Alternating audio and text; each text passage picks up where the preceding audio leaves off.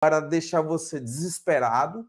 Nosso papel aqui é te dar tranquilidade e tudo aquilo que você estudou até agora, eu te garanto, não vai ser desperdiçado, não vai ser jogado no lixo. Tudo aquilo que você estava estudando, direito constitucional, português, até aquela parte da matemática, porque a banca também pode colocar uma matemática, né? Aquela matemática mais clássica, mais tradicional no edital, tudo isso vai te ajudar. História e geografia, a banca tem a tradição também de trabalhar. Agora você tem um destaque para um concurso em Sergipe, que a banca está cobrando também a história de Sergipe. Então, tudo aquilo que você desenvolveu até agora, tenha certeza, você não vai ser frustrado. E eu fiquei até feliz que tem uma questão que eu coloquei aqui no material, que eu estou abordando há muito tempo para o concurso para o MPE e a banca trabalhou no concurso da PM Espírito Santo.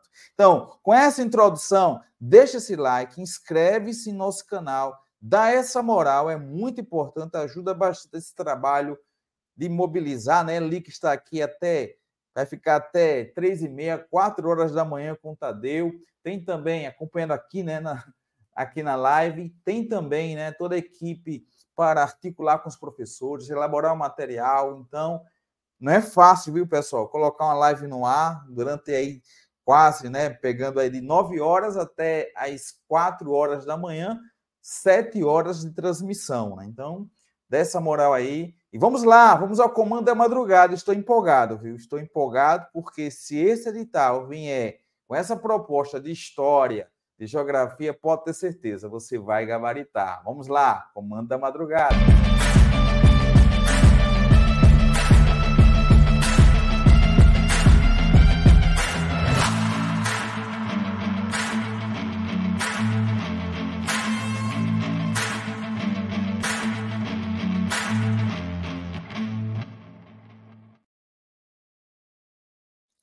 Vamos lá, pessoal. Então, vamos lá, né? Vamos seguindo aqui nesta programação.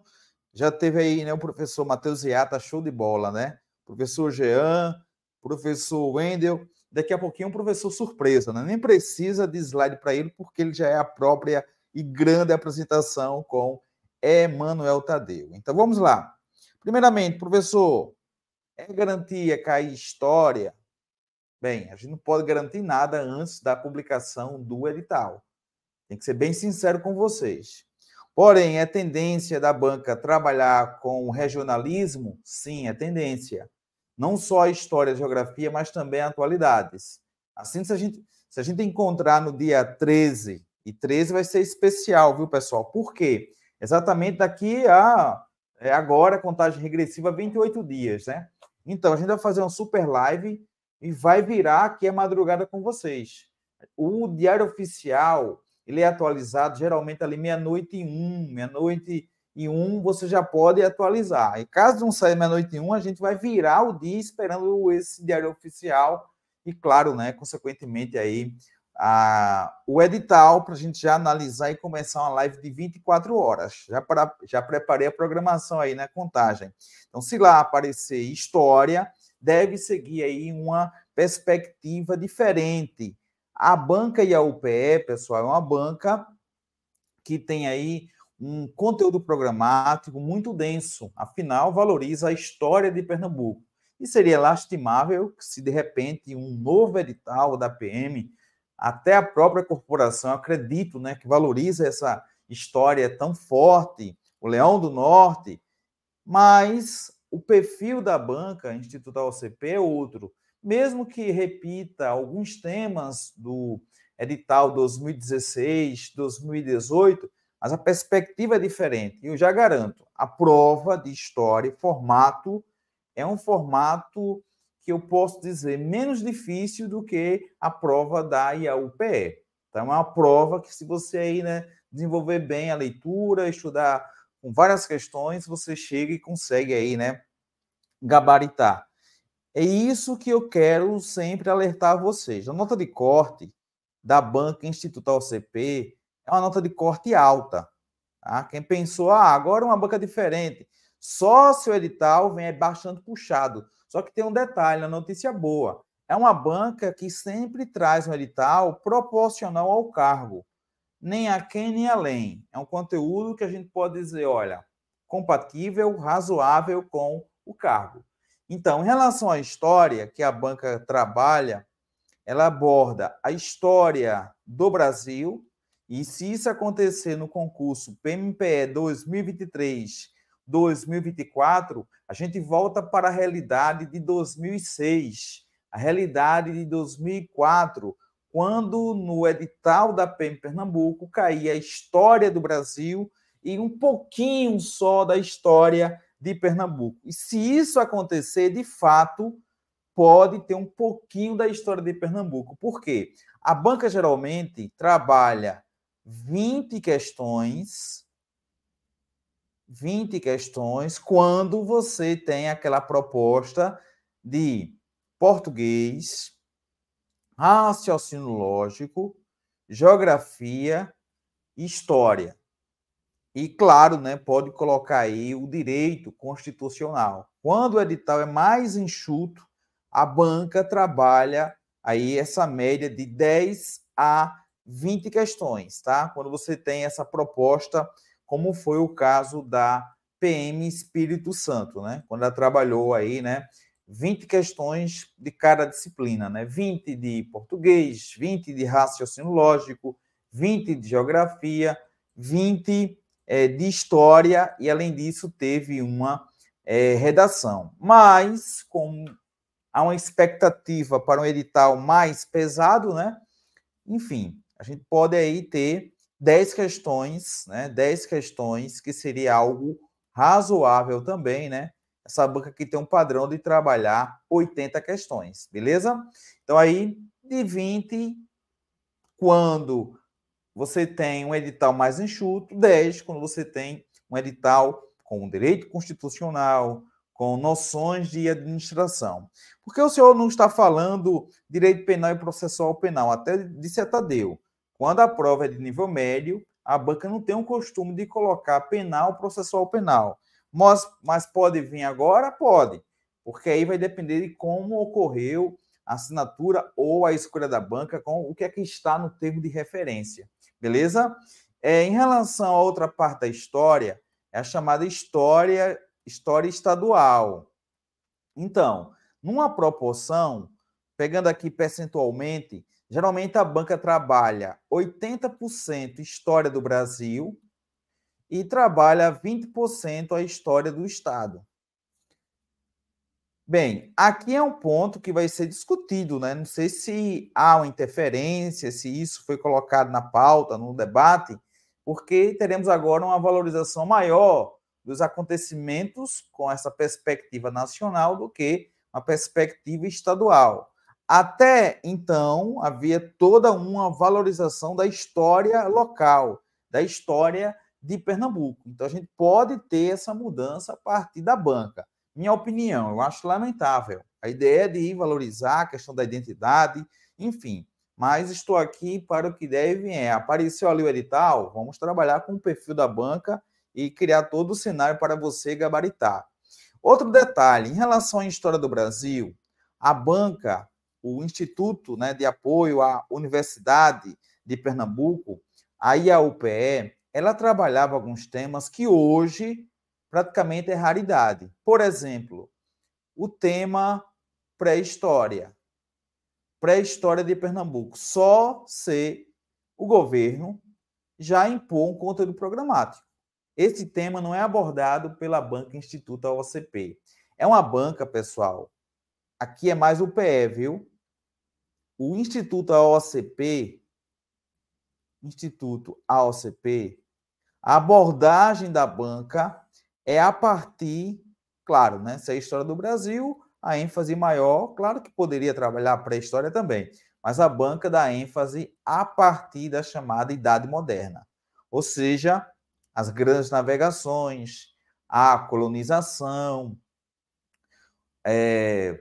as revoltas emancipacionistas, as revoltas nativistas e o destaque maior na chamada idade contemporânea. Por quê? A banca vai trabalhar a história do Brasil, mas conectada com acontecimentos que abalaram a Europa, consequentemente, tiveram grande influência no restante do mundo, né? O iluminismo, por exemplo, que vai influenciar, né, a Inconfidência Mineira, a Conjuração Baiana, a Revolução de 1817. Bem, em relação ao Brasil, o destaque maior da banca fica para o século XX. A banca gosta de usar a maior parte das questões envolvendo o século XX. E aqui, amigo, você já pode anotar, em relação à história do Brasil, o tema favoritaço é a Era Vargas. É o tema aí mais abordado pela banca, a Era Vargas, entre 1930 e 1945. Então, aí você tem esse esboço, vamos ter aí outras oportunidades para trabalhar a história do Brasil, a história estadual. Mas aqui já tem um grande alerta. Há uma mudança drástica em relação a como a história do Estado passa a ser tratada com a banca Instituto AOCP. Se de repente aparecer ali no edital 10 questões de história do Brasil, história de Pernambuco, a gente espera ali 3 questões, 2 questões a 3 da história de Pernambuco. E é até algo proporcional, porque se você imaginar um conteúdo programático tão elástico da história do Brasil, consequentemente, você tem um maior favoritismo em valorizar a história do Brasil. Claro que, se de repente tiver uma imposição do conteúdo programático, banca, está aqui o conteúdo, execute, a banca vai executar. Então, enquanto isso, vamos aí estudando, trabalhando aquilo que é tendência, beleza? Ah, mas se valorizar a história de Pernambuco, aí você que estudou, beleza, já tem uma boa base. Mas se não valorizar tanto assim, você já tem uma boa base para acertar 2, 3 questões, porque a banca, pelo que eu vi, também tem uma perspectiva de buscar conciliar, né, a história local com a história nacional, e Pernambuco, claro, né, tem um grande destaque em acontecimentos que marcaram o mundo. Então, vamos lá. Com base nos editais anteriores, o edital também da PM Espírito Santo, a história do Brasil, né? Então vamos destacar aqui a história do Brasil. Eu sei que alguns estão com sono, eu também confesso que a jornada foi pesada hoje. Estou naquela sonolência, então, por favor, também considere esse cenário, né? Até para a sinapse acontecer, precisa de um tempo maior, né? Então vamos lá. A história do Brasil. E aí eu vou destacar em seguida como a banca vai trabalhar caso esse tema seja colocado, né? Tudo agora é possibilidade, temos que ter prudência, né? Então, vamos lá. Em relação à história do Brasil, sociedade colonial é um tema que a banca gosta aqui de trabalhar uma questão naquele universo que eu coloquei, né? De 10 ou de 20, raramente a banca vai gastar 2, 3 questões com a sociedade colonial. Já é uma primeira diferença, porque no caso da história de Pernambuco, no último edital, a tendência era você encontrar mais questões sobre a sociedade colonial, aquela abordagem do século XVI até o início do século XIX, abordando a montagem da estrutura administrativa, a formação das capitanias hereditárias, o governo geral, destacar o governo do primeiro-ministro, né, Marquês de Pombal, a economia, destacando a produção açucareira, a pecuária, o algodão. Então, aqui a ênfase em relação à economia, a cultura, né, a questão do barroco, cardismo. Aqui, né, o trabalho escravo, a escravidão. Então, essa abordagem também, que era um tema sempre favorito, né, nas provas anteriores da PM Pernambuco, agora a gente vai ficar, né, esperando, né, o edital para a gente confirmar ou não essa tendência de continuar com essa abordagem. O processo de ocupação no Brasil, destacar aí o processo de interiorização, os bandeirantes, os jesuítas. A abordagem que a banca gosta bastante, né? Até porque aquele olhar, né, do sul, sudeste, aquela perspectiva dos bandeirantes, né? Esse processo de interiorização, a formação do território brasileiro. A independência, veja que tem um salto aqui interessante, que a banca já vai para a independência e o nascimento, né?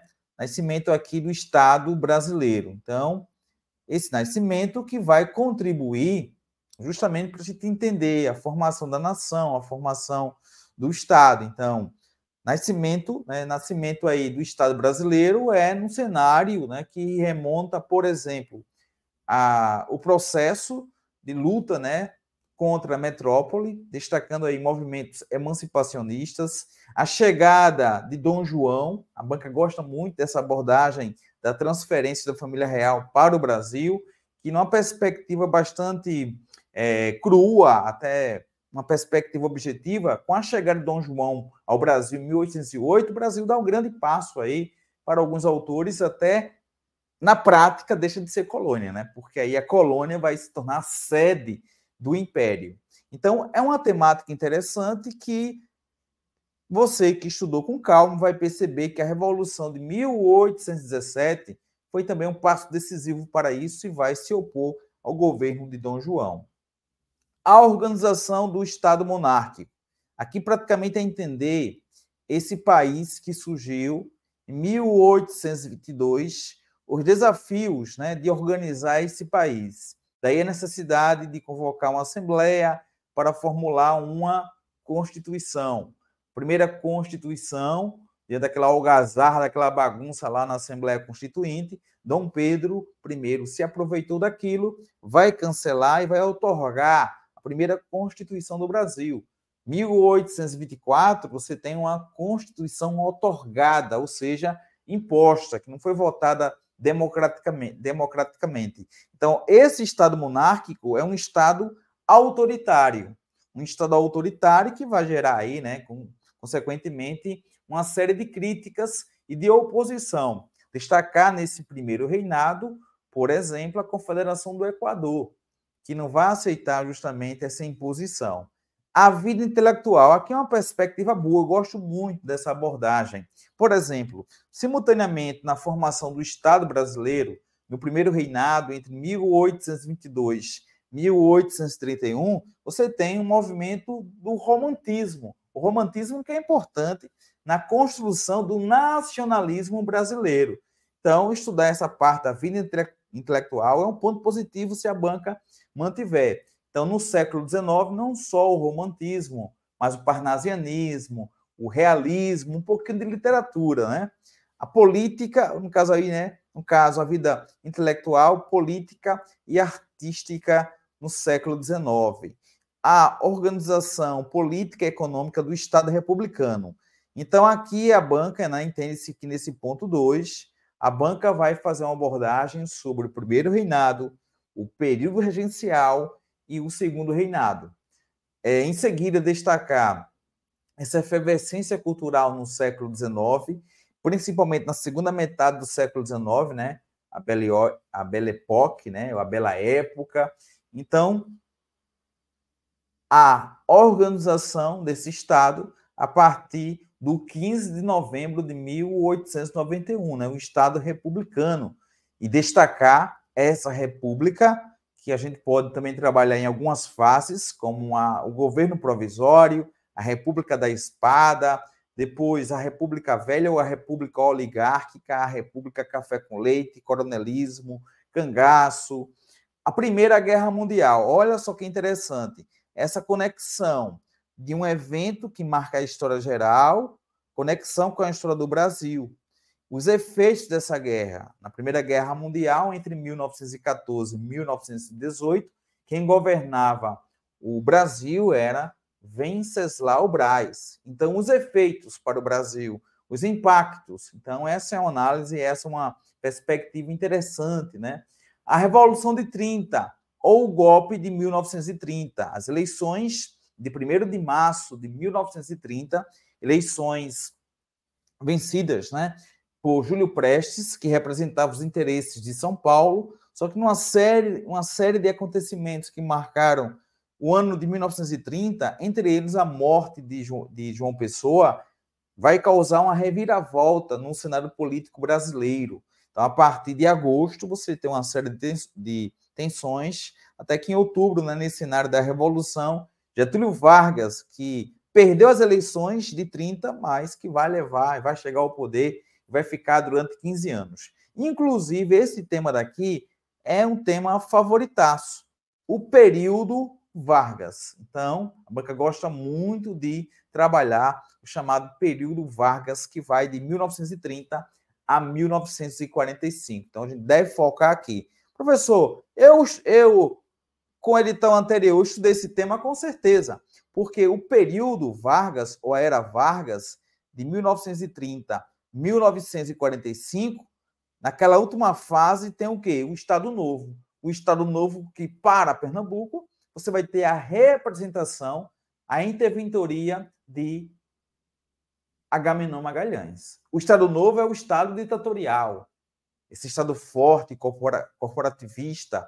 Então, aí você tem até, né, Getúlio Vargas dizia que o governador ou interventor de Pernambuco ele era um exemplo a ser seguido. E, de fato, ele foi muito importante, não só no governo de Pernambuco, mas também na gestão de Vargas, criando a chamada Lei Agamenon, né, e destacar até mesmo esse pós-45, e se destacando também na formulação de medidas que vão impactar o cenário político.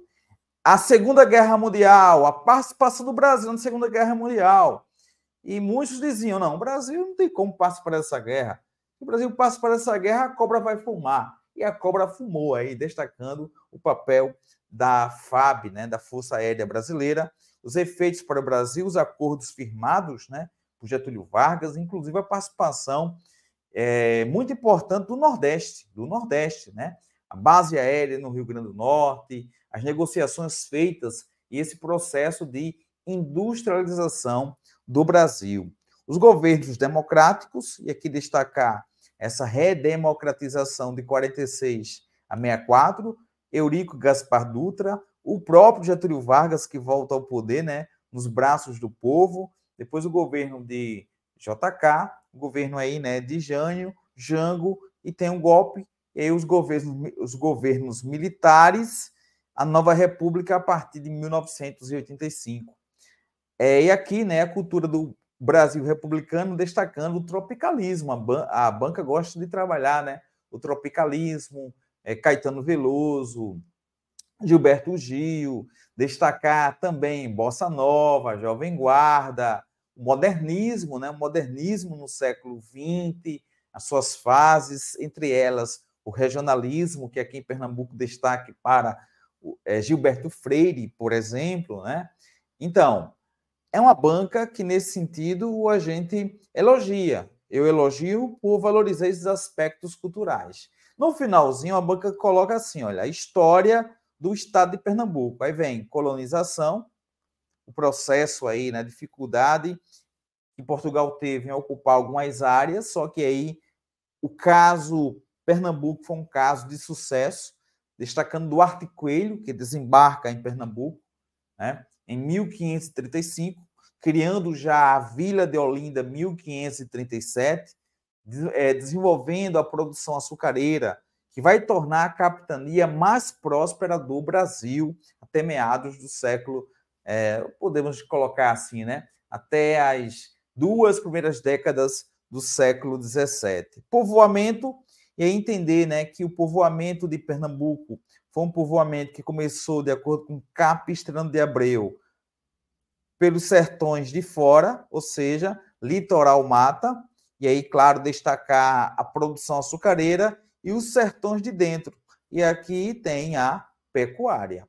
Então, aí no processo de formação do território de Pernambuco, podemos colocar que essa formação ocorreu litoral, zona da mata, tipo Recife, Olinda, Jaboatão, Cabo de Santo Agostinho, Itapissuma, Igaraçu, Goiânia. Então, você tem essa área que é ocupada.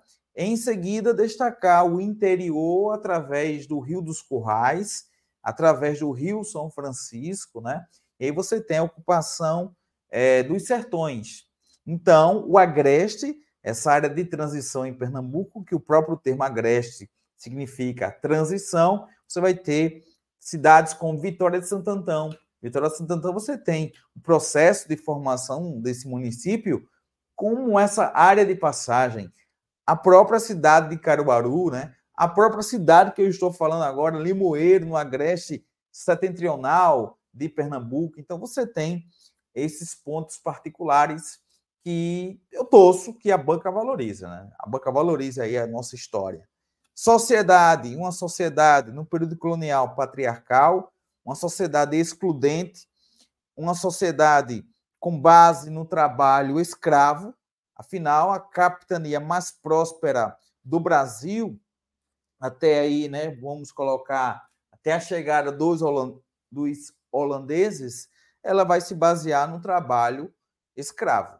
Indústrias. O processo de industrialização de Pernambuco, que tem aí praticamente fôlego a partir, né, do início do século XX, e esse fôlego maior na segunda metade do século XX. Então, no início do século XX, até movimentos grevistas, né, de mulheres que vão reivindicar condições salariais.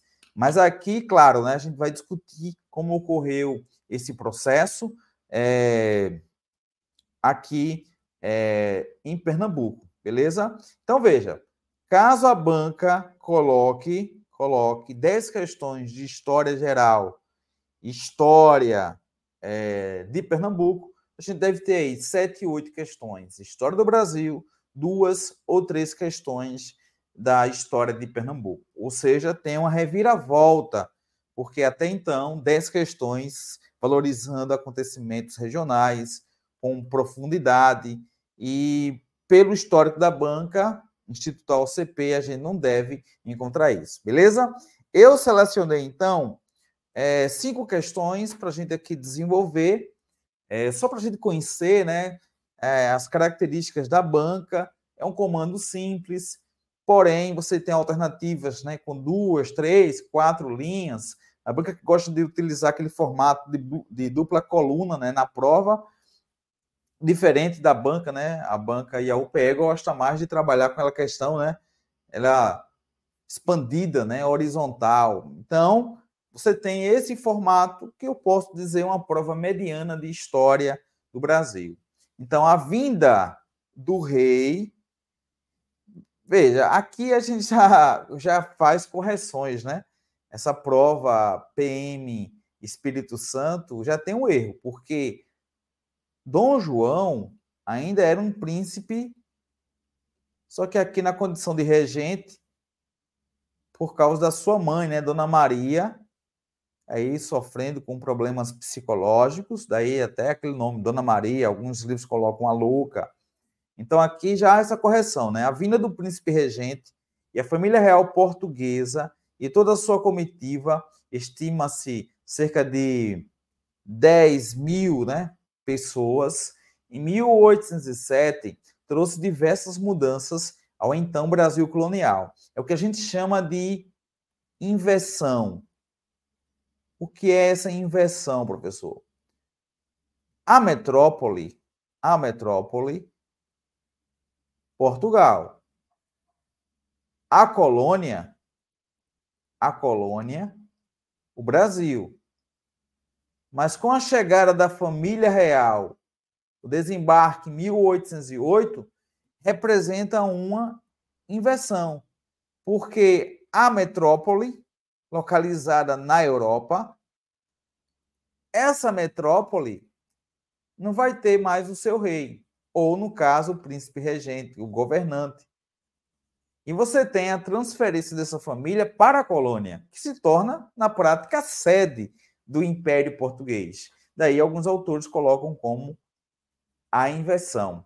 Então, você tem aí esse cenário, Dom João, é o que a gente chama de a Era Joanina, né? De 1808 a 1821, a chamada Era Joanina, 1808, 1821.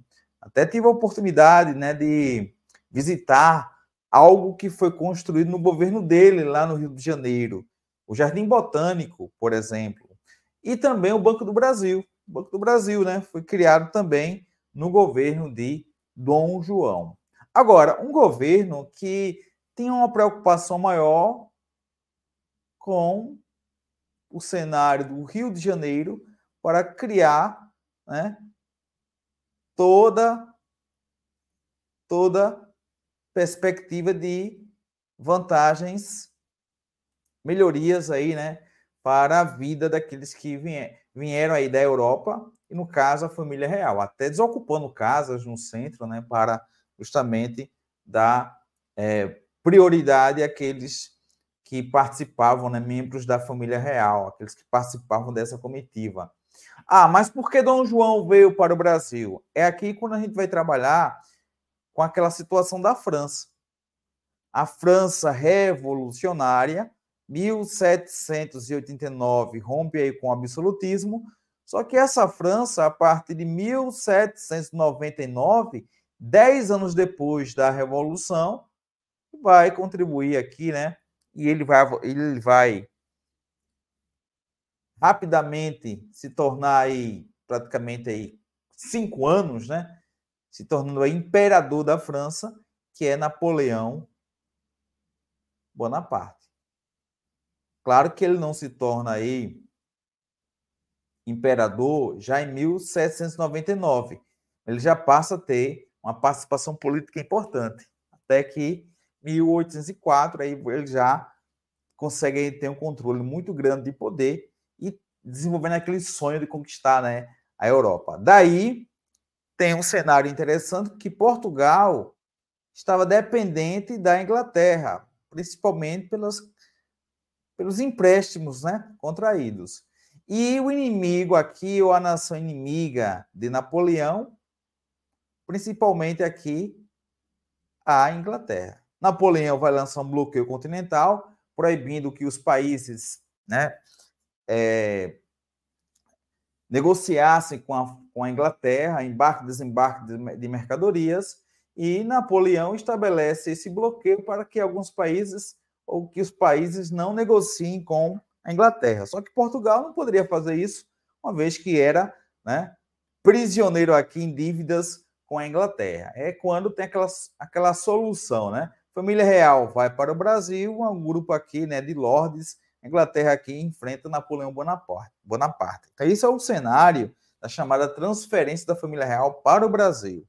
Então, diante disso, após realizar negócios com a França, a Inglaterra, que era antiga parceira comercial de Portugal, não aceitou essa relação comercial, iniciou uma invasão ao território lusitano. Não.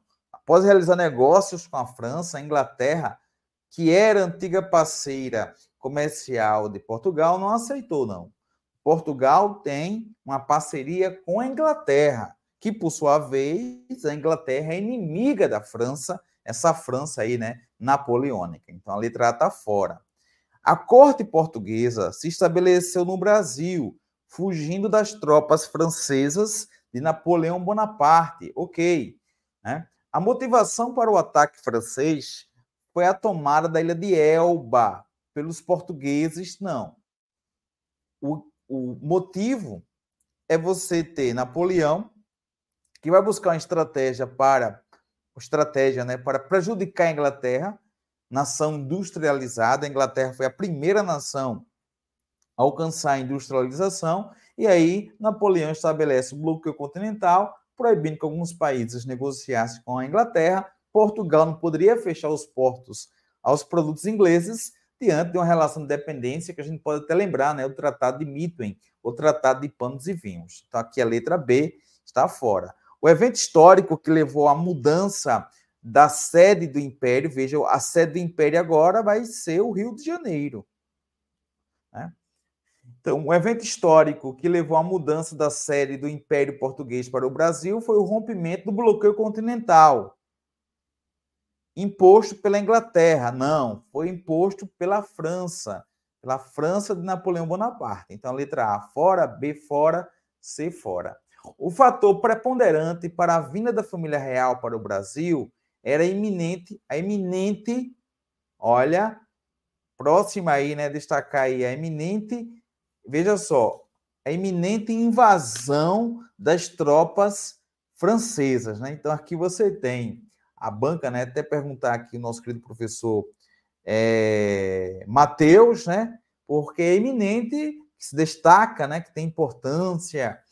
iminente, eu não sei se a banca queria colocar iminente, porque é iminente que está aí, né, perto de acontecer, prestes a acontecer, né? Então, aqui só uma observação, né, nosso português. Então, o fator preponderante para a vinda da família real para o Brasil era a iminente invasão, quer dizer aqui, sentido de importância, próxima, né? Acho que quer dizer próxima, estava perto, né? Prestes a acontecer a invasão das tropas francesas. Então, aqui a gente faz a correção na perspectiva historiográfica e também na perspectiva gramatical, né? Espero que a banca melhore. Das tropas francesas de Napoleão a Portugal, já que o governo português havia rompido com o bloqueio continental. O bloqueio continental foi justamente a tática usada por Napoleão Bonaparte para prejudicar os negócios ingleses, né? Então, o bloqueio continental foi uma medida, né, imposta aí pelo imperador francês Napoleão Bonaparte no ano de 1806. Então, a letra D está correta, retificando aqui, né, eu acho que era iminente, né, perto, prestes, né? Ou seja, o edital da PMPE está iminente, ou seja, está perto, né? Está perto aí para sair, está prestes a sair, né? Então, você tem que lembrar dessa parte gramatical, né? Então, iminente aí, né? Significando algo que está prestes a acontecer, né? Já é eminente quando significa notável, elevado, ilustre. Não sei se a banca quis elogiar aí nessa atitude de Napoleão Bonaparte. A ilustre invasão das tropas francesas, será? Não, né? Então aí a gente faz essa correção gramatical e você se liga aí, né? Nesses erros historiográficos, né, em concepções e também aqui, né? Vamos lá. Veja que a gente já está conhecendo a banca, né? Institutal OCP. O principal motivo para a vinda da corte portuguesa para o Brasil, eu já falei, foi a questão de inimizades ou rivalidades entre França e Inglaterra. Portugal, como tinha uma dependência econômica praticamente da Inglaterra, pendências, né? Dívidas, não poderia dizer não aí à Inglaterra. A solução foi, vocês ficam brigando aí na Europa, que eu vou ali para o Brasil, né? Carlota Joaquina que chega a falar, né? Os quintos dos infernos. E aí você tem até uma série, né, que remonta essa loucura aí na transmigração. Então, foi o ataque das tropas francesas ao território português que visavam constituir um governo republicano. Governo republicano, Napoleão Bonaparte, não, imperador, né? Montou um império aí, o Império Napoleônico. Assim, pessoal, questão 1, letra D. Difícil não, difícil não. Considero uma questão mediana. Você estudando com calma, com tranquilidade, aqui você iria de imediato lembrar as causas, né, da transferência da família real. Beleza? Então, aqui vamos para a questão 2. Após a participação do Brasil na Segunda Guerra Mundial, 1939, 1945. Aqui um ponto vantajoso quem estudou para a PM Alagoas, porque na PM Alagoas caiu o quê? História geral, história do Brasil, história regional. Então, aquilo que você estudou para a chamada a história geral, você agora vai aproveitar, né? Então, após a participação na Segunda Guerra Mundial, Brasil, que a princípio, né, vai desenvolver uma posição neutra, só que aí depois você tem alguns navios, e aí, claro, né, já o cenário internacional que vai contribuir para isso. O Brasil vai declarar guerra à Alemanha, consequentemente, vai ficar aí ao lado, né, vai ficar aí, né, ao lado de países como Estados Unidos, a própria, né, União Soviética. Então, você tem aí um tema bem interessante a ser abordado, a participação do Brasil aí na chamada Segunda Guerra Mundial, destacando o governo de Vargas, tá? Então, aí você tem o Brasil na Segunda Guerra Mundial, a princípio, a posição neutra do Brasil, e depois o governo ditatorial. Veja, quando fala governo ditatorial, é o Estado Novo, é o governo de Vargas de 37 a 1945, né? O Estado Novo não resistiu, porque, veja, o Brasil que teve participação na Segunda Guerra Mundial, e aí, claro, né, o objetivo a princípio era manter a neutralidade, só que aí o Brasil vai se aproveitar, o governo de Vargas vai se aproveitar e vai captar recursos, né, para investir no setor industrial, né, com essa aliança firmada aí com os Estados Unidos.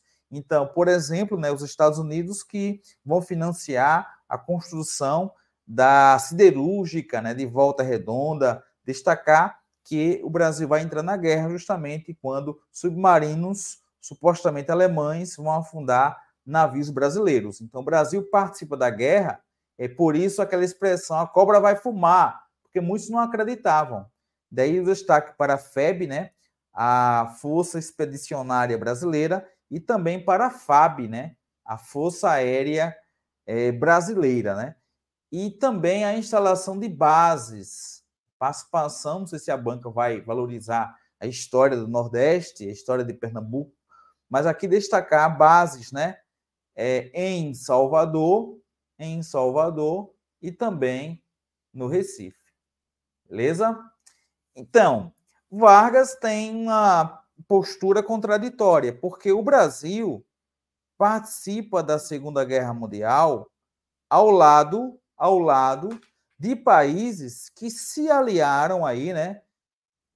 Se aproximaram por causa de uma circunstância, a existência de um inimigo comum, tá? Então aí você tem aí o Brasil, que vai ficar ao lado, né, dos Estados Unidos, da França, da Inglaterra, e como a União Soviética, assim como os Estados Unidos, eram rivais, inimigos, né, da Alemanha, da Itália, do Japão, você tem de um lado, né, os países aliados, do outro, os países do eixo, né?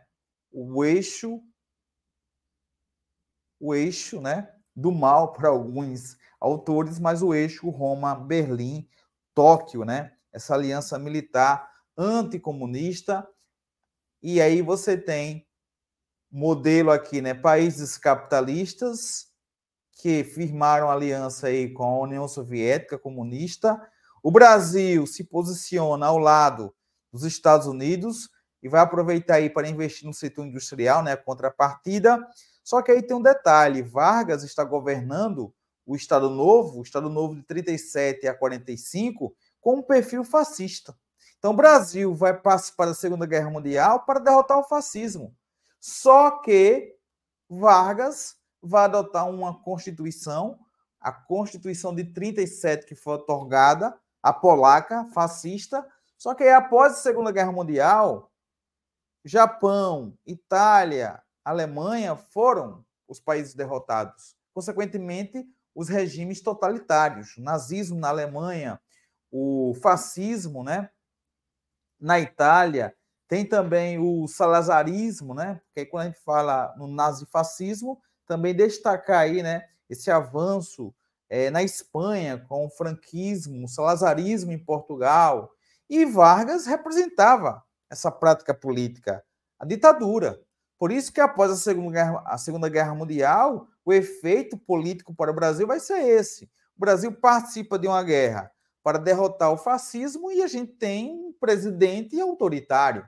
Fica insustentável, né, a permanência aí de Vargas no poder. Isso não quer dizer que ele não vai ter aí, né, uma influência política, porque as eleições seguintes ele vai influenciar até na escolha do próximo presidente, né? Também vai se candidatar, na época podia você se candidatar, né, mais representando aí ou participando numa eleição, das eleições em mais de um estado, e ele vence, e aí tem, né, uma força política incrível mesmo diante desse desgaste. Então, nas eleições de dezembro de 45, foi eleito para a presidência da República o general Eurico Gaspar Dutra, que governou entre 46 e 51. Veja, a postura de Vargas, a gente pode dizer um governo nacionalista, um governo ditatorial, sim, mas que tinha esse caráter nacionalista, daí aquela expressão para representar Vargas, né? O populismo. Porque, ao mesmo tempo, ele buscava trazer benefícios para a coletividade, mas, ao mesmo tempo, ele criava um cenário para a personificação do poder, né? Então, Eurico Gaspar Dutra, a partir de 46, e aqui a gente já vai mencionar, pós Segunda Guerra Mundial, o mundo entra naquela bipolarização, Guerra Fria. De um lado, Estados Unidos, do outro, a União Soviética. E o governo de Gaspar Dutra decide se posicionar, olha, se alinhar rapidamente aos Estados Unidos. Tá? Então, essa relação do governo de Dutra assinala a alternativa correta em relação ao governo dele. Foi caracterizado por uma extrema aproximação com o governo dos Estados Unidos, sim, inclusive rompendo relações com a União Soviética. Ok, letra A. Durante o governo Dutra, ocorreram maiores intervenções do Estado sobre a economia. É aqui que ele vai liberar, né? A produção aí vai liberar as portas. Veja, Vargas tinha todo um controle, todo um cuidado, né? Por entrada de capital estrangeiro, mas aí o governo de Dutra, não. Você vai ter aí, né, esse cenário difícil, a entrada aí de muitos produtos importados, né? Então, um governo que vai abrir as portas, né, para a produção estadunidense, né? Estadunidense. Então, ocorreram maiores intervenções do Estado sobre a economia brasileira? Não. A gente pode dizer que o governo de Vargas teve maior intervenção, né? Levando à criação de diversas empresas, destacando que as empresas criadas, Petrobras, Eletrobras, né? Companhia Vale do Rio Doce, você tem aí a marca, e claro, né, destacar o governo de Vargas, né? Então, aí o governo de Vargas tem esse caráter nacionalista e a gente considera, né, na perspectiva historiográfica geral, um governo que vai contribuir, né? Vai contribuir para o avanço aí no setor industrial, né? E no caso aí da Eletrobras, né? Essa empresa brasileira que foi criada em 62, né? Então aí você tem uma conexão equivocada também. Durante o governo Dutra, houve uma aproximação diplomática do governo brasileiro com a União Soviética. Não teve essa relação, né? Foi um período em que a diplomacia brasileira estreitou laços com o governo dos Estados Unidos, beleza, mas não com a União Soviética, porque o mundo bipolar, você tem que se posicionar, ou Estados Unidos ou a União Soviética, né? Então, o governo de Dutra, você vai ter essa posição, né? O general Eurico Gaspar Dutra vai se posicionar, vai ficar ao lado dos Estados Unidos, né? Então, eu destaque para o governo de Dutra, que promulgam a Constituição, né? A Constituição de 46, destacar a importância do seu governo ao promulgar uma Constituição, dando autonomia aos poderes executivo, legislativo e judiciário. E aí você tem, nesse contexto da Guerra Fria, nessa aproximação com os Estados Unidos, rompendo laços aí, né, com o Partido Comunista, que torna o Partido Comunista no Brasil ilegal, viu? O Partido Comunista entra na ilegalidade. Então, apesar da eleição de Dutra ser considerado um retorno à democracia, que até a banca coloca, né, governos democráticos, sendo ele eleito por meio de votação popular durante o seu governo, foi mantida a Constituição de 37, não, porque aí ele estabeleceu uma nova Constituição, a Constituição de 46. E aqui na lista das constituições, a primeira Constituição da história do Brasil é de 24, que foi otorgada. Depois teve a Constituição de 1891, que foi promulgada. Aí teve a Constituição de 1934, que foi promulgada. No governo de Vargas, a imposta, 1937. E a Constituição promulgada de 46, de Eurico Gaspar Dutra. Aí depois a de 67 e a atual, né? A Constituição de 88. Então, uma Constituição, 2, 3, 4, 5. Então, no governo de Eurico Gaspar Dutra, de 46 a 51, destaque fica para a promulgação da 5ª Constituição da história do Brasil, a 4ª Constituição do período republicano. Beleza? Depois dessa, tem a Constituição de 67 e a atual, que é a cidadã, aquela que você está estudando, direito constitucional, né? É a 8ª, né? Colocando aí a de 67, que alguns autores consideram como Constituição, outros não, né? Então aí você tem apenas a letra A correta. Veja, eu não considero também uma questão difícil.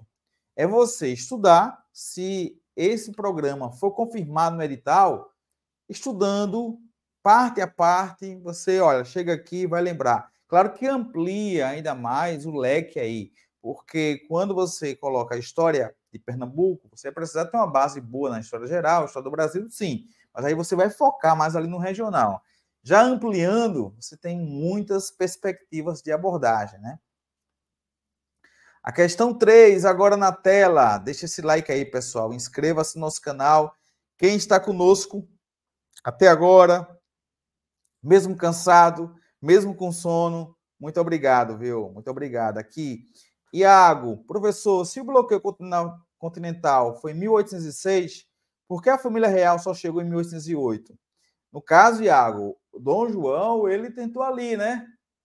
Empurrar com a barriga o problema, até que teve o ultimato de Napoleão Bonaparte, que foi, olha, ou decide logo, a gente vai invadir, tá? E a questão da chegada em 1808, diante das viagens, né, que eram viagens longas, mas você tem aí justamente a questão de Dom João tentar buscar uma outra alternativa para nem macular a relação com a Inglaterra e nem também mexer, né, com o imperador, né? Aí você tem a família real saindo lá da Europa final de novembro, né? Final de novembro, e aí esse desembarque chegando aí ao Brasil, né? Você tem aí a saída aí final de novembro, né? Aquelas viagens longas, 2, 3 meses, né?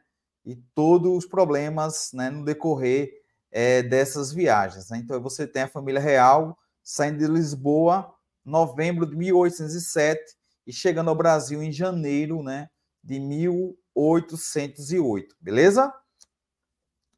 Vamos embora. Isso, bacana, bacana. Vamos aí a terceira, daqui a pouquinho tem Tadeu, viu? Vou tentar acelerar aqui, porque, como eu falei, é muita coisa para a gente abordar agora. É só para a gente conhecer esse aperitivo, né? Esse aperitivo. Então, o período de Getúlio Vargas no governo teve distintas fases, sim. É por isso que nos livros você vai encontrar a chamada A Era Vargas. 15 anos no poder, 1930 a 1945. Didaticamente, dividimos em o governo provisório, que vai enfrentar aí, né, São Paulo, que vai lutar por uma Constituição, né, pegando aqui essa fase de 30, né, alguns autores 30, 34, com o estabelecimento da Constituição, aí vem o governo constitucional e o Estado autocrático, o chamado Estado ditatorial, o Estado Novo, de 37 a 45. Então, um governo provisório de 30 a 34, que, em tese, deveria ser um período para organizar o país em um momento de grave instabilidade econômica, que também vai coincidir com a crise internacional, queda na Bolsa de Valores, né? Essa crise do capitalismo em 29, deveria ser um período para organizar o país em um momento de grave instabilidade econômica devido ao impacto da crise de 29, né? Entretanto, durante esse período ocorreu a denominada Revolução Constitucionalista em São Paulo, que reivindicava o quê? Uma nova Constituição. O cenário é esse, pessoal. Nas eleições de 1930, o presidente do Brasil, Washington Luiz, apoiou Júlio Prestes. Júlio Prestes que venceu as eleições. Júlio Prestes que derrotou a chamada Aliança Liberal. Aliança Liberal, você tem aqui Vargas sendo candidato a presidente. E o vice, candidato a vice, né, João Pessoa. Então, aqui você tem, nesse cenário, a vitória de Júlio Prestes. Vitória de Júlio Prestes, que representaria o quê? A continuidade de São Paulo no poder. Só que Júlio Prestes venceu, mas não levou. Porque após a morte de João Pessoa, em julho de 1930, uma série de situações contribuíram para a chamada Revolução de 30. Daí, São Paulo vai se mobilizar pedindo uma nova Constituição. Então, na questão 3, sobre esse evento histórico, assinala a alternativa correta. A Revolução Constitucionalista foi uma tentativa por parte do Partido Comunista Brasileiro, liderado por Luiz Carlos Prestes, de tirar Getúlio Vargas do poder. Teve um evento na chamada Era Vargas, denominada a Intentona Comunista, 1935. Aqui eu estou falando da Revolução em 1932, em São Paulo, que reivindicava uma nova Constituição. Foi um levante no estado de São Paulo contra a centralização do poder de Getúlio Vargas e intervenções federais no governo do estado. Sim, porque Vargas vai escolher interventores, né? E aí toda a força econômica, política de São Paulo, de repente, é um interventor de um cara, né, de um presidente que não chegou ao poder através do voto, mas sim através do golpe. Isso gerou uma série de insatisfações entre os paulistas, que se uniram aí e fizeram aí a revolução. Claro que houve repressão, mas depois, praticamente, Getúlio Vargas vai sinalizar, né, para uma nova Constituição, e isso aconteceu com a promulgação em 1934. Né? Foi um episódio histórico que explodiu na cidade de São Paulo, em que, liderados por Plínio Salgado, os integralistas não. Aí é o integralismo, que é a versão do fascismo, a versão aí do nazismo, né, no Brasil. A revolução ocorreu no estado de São Paulo, em que se buscou lutar por uma maior proximidade do governo paulista com o federal. Não. Havia essa inimizade justamente desses ranços das eleições de 30, em que Júlio Prestes vence, mas não leva. Né? Esse evento refere-se a uma tentativa dos parlamentares da Câmara Federal em criar uma nova Constituição. No caso, você tem os revolucionários paulistas buscando a nova Constituição, né? Então, aqui também é falso. Veja, se você tivesse estudado bem esse assunto, você ia perceber que só uma iria encaixar as demais, né? Você pode agora ficar perdido porque não estudou bem esse assunto, mas se aparecer no edital e estudar com calma, você leva de boa, né? A quarta questão, a crise financeira de 29 iniciada nos Estados Unidos, a queda na Bolsa de Valores, né, que gerou aquela quebradeira, e aí vai prejudicar também o Brasil em relação à produção do café. Por isso que Vargas, quando chegou ao poder, esse é um aspecto positivo, né? Ele vai aí perceber que é importante investir no setor industrial. Então, o Brasil foi afetado economicamente, mas também socialmente e na sua política. Assinala a alternativa correta quanto a essas alterações sociais e políticas. Vamos lá. Afetou negativamente a exportação do café, sim. Inclusive, Vargas vai mandar queimar aí, né? Café, principal produto econômico brasileiro. Dessa forma, também influenciou o descrédito da Primeira República, a República Café com Leite, né? Associada aos grandes oligarcas do café, né? Os barões do café, auxiliando na derrubada do presidente Washington Luiz. Se o cenário interno estava bem difícil, né, para o Washington Luiz, que até vai apoiar, né, ali a revolta de Princesa na Paraíba, na ascensão de Vargas e na criação de um governo provisório de 30. Então, aí você tem, de fato, descrédito a essas oligarquias. Isso não quer dizer que Vargas não representasse uma nova oligarquia, representava, né? Mas aí há um desgaste justamente dessa política de valorização do café, consequentemente daqueles que faturam e têm poder político, né? Resultante aí dessa economia. Então, aqui, letra correta, letra A, né? O governo brasileiro conseguiu, de forma relativa, contornar a crise, aumentando ainda mais as exportações de café, não. Você tem os Estados Unidos em crise e isso vai, né, ter derrocada a exportação. As exportações de café foram totalmente afetadas, diminuindo muito a compra do produto. Com isso, o governo de Washington Luiz foi derrubado e Vargas instaurou o Estado Novo. Não, o Estado Novo, 1937, né? Fora. A crise de 29 afetou o Brasil de forma positiva, pois com a queda da produção de café, acelerou-se de forma efetiva e imediata, não imediata, lenta aí, né? E o investimento mais no setor industrial. E afetou aí, teve um aspecto positivo.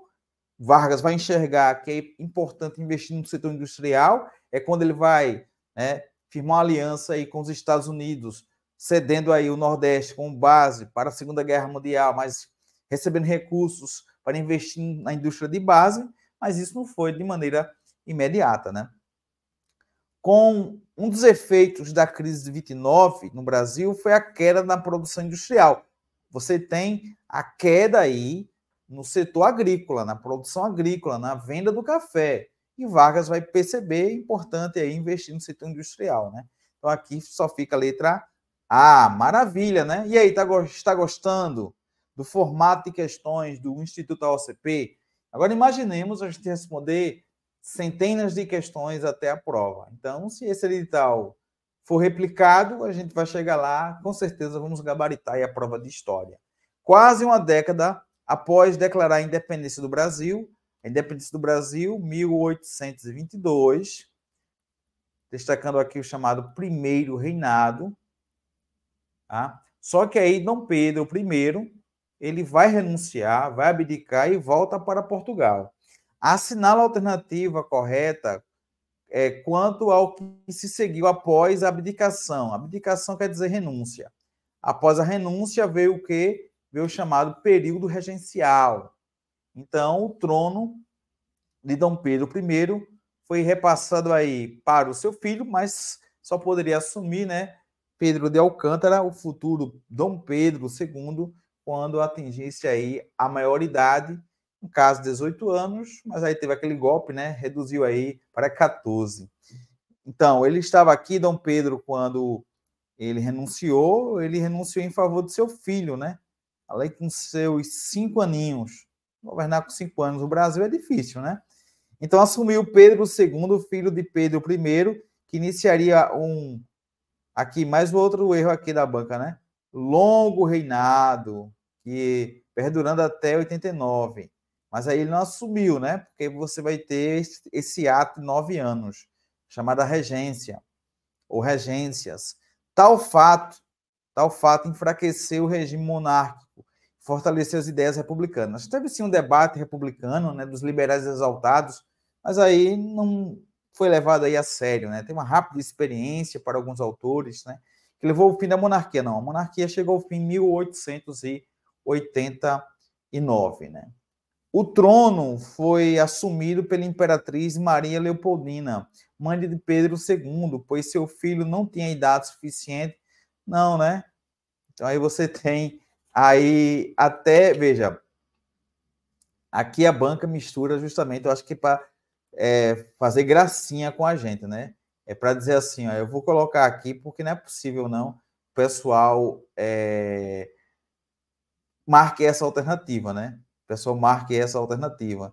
Então você tem justamente, pessoal, Maria Leopoldina, você tem aí aquele cenário interessante da genealogia, né? Então, é a primeira esposa do imperador Pedro I, né? Então, aí a banca aqui coloca a inversão para dizer, olha, pô, praticamente você não estudou nada para misturar aqui, né? Então, Maria Leopoldina, a esposa aí, né, de Pedro I. Pedro I, né, que é justamente aí a primeiro governante, né, responsável pela formação do Estado brasileiro pós 7 de setembro. Então, Maria Leopoldina, né, arquiduquesa aí austríaca, conhecida aí pela primeira imperatriz do Brasil, né? Então aí você tem ela, né, casou-se aí com Dom Pedro I. Então aí você tem a banca aqui misturando tudo, né? Misturando tudo, tá? E aí Maria Leopoldina e Pedro tiveram aí 7 filhos, né? Entre eles, destacando aí o Pedro II. Beleza? Então aqui, olha, a banca, trono assumido pela imperatriz Maria Leopoldina, mãe de Pedro II, pois seu filho não tinha idade suficiente, não, né? Então aqui você tem a esposa, mas que não assumiu. Por lei, quem assume é o primogênito. No caso aqui, quem deveria, no caso, ele renunciou em favor do seu filho, Pedro II, porque, na verdade, aqui, pessoal, destacar a Dona Maria da Glória, né, que foi enviada, poderia assumir o trono português, mas aí o irmão de Dom Pedro, que foi um rolo, viu? Que é Portugal, Diante daquele cenário, Dom João volta para Portugal. Dom João morrendo, quem deveria assumir o trono era Dom Pedro. Só que Dom Pedro I, ele já fica no Brasil, governa o Brasil. Com a morte do pai, ele deveria assumir o trono português, mas ele não vai. E aí, quando tem a briga com seu irmão, Dom Miguel, e aqui no Brasil ele está sofrendo tensões, é quando ele vai renunciar em 1831 em favor de Pedro de Alcântara, Dom Pedro II. Só que Dom Pedro II tinha 5 anos. E aí você tem a Constituição de 24, que estabelecia ali 18 anos. Então, nessa fase, de 31 a 1840, você tem as chamadas regências. Mas perceba que de 31 a 40, 9 anos. 9 com 5, 14.